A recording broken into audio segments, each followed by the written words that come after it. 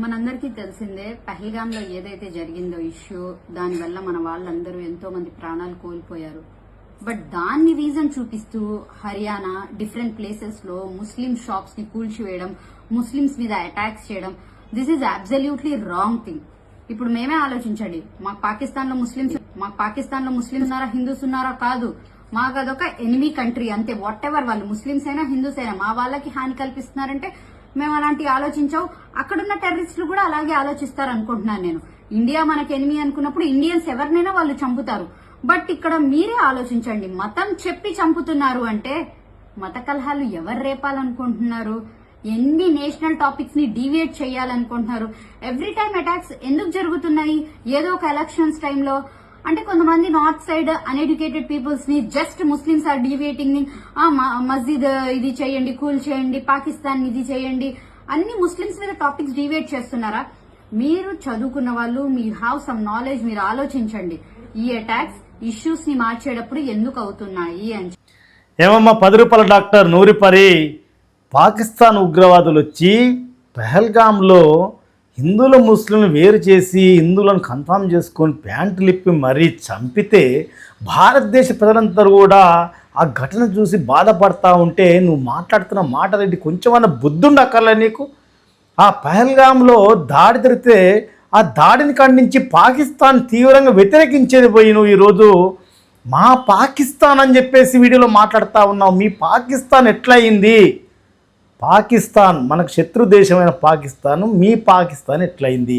అలాంటప్పుడు ఇక్కడ ఈ దేశంలో ఎందుకున్నావు? ఖండించేది పోయి ఎలక్షన్లు వచ్చిన సమయంలోనే ఈ దాడులు ఎందుకు జరుగుతూ ఉన్నాయి? జాతీయ సమస్యలను పక్కదోవ పట్టించడానికి ఈ దాడులు చేస్తూ ఉన్నారు, చేపిస్తూ ఉన్నారు అనే విధంగా ఈరోజు దేశ ప్రజలను తప్పుదోవ పట్టించే విధంగా, ఉగ్రవాదులకు విదేశీయులకు బలం చేకూర్చే విధంగా ఈరోజు ఈ దేశంలో ఉండి నువ్వు దేశ వ్యతిరేకంగా మాట్లాడుతూ ఉన్నా అంటే నీ యొక్క మనస్తత్వ ధోరణి ఏ విధంగా ఉందో అర్థమవుతుంది. ఇది ఈ దేశంలో ఉన్నప్పటికీ నువ్వు పాకిస్తాన్కి మద్దతు ఇస్తూ ఉన్నావు, ఉగ్రవాదులకు బలం చేకూర్చినట్టు వ్యాఖ్యలు చేస్తూ ఉన్నావు. అయ్యా మోడీ గారు, ఈ దేశం లోపల ఉగ్రవాదులు వచ్చి దాడి చేయడానికి ప్రధాన కారణం ఈ నూరిపరి డాక్టర్ లాంటి వాళ్ళే. ఇలాంటి మనస్తత్వం ఉన్న వాళ్ళే వాళ్ళకి ఆశ్రయం ఇవ్వడం ద్వారా, వారికి సపోర్ట్ చేయడం ద్వారా మరి ఈ దాడులు జరుగుతున్నది 100% వాస్తవం. ఎందుకంటే జమ్మూ కాశ్మీర్లోని పహల్గామ్ ప్రాంతం లోపల దాడి జరిగితే భారతదేశ వ్యాప్తంగా కూడా హిందూ సమాజం రగిలిపోయి పాకిస్తాన్ జాతీయ జెండాలను వివిధ ప్రాంతాల్లో రోడ్లపైన, టాయిలెట్లపైన అంటించి వాటిని తొక్కుతూ వారి యొక్క ఆవేదనను వెలిపిస్తూ ఉన్నారు.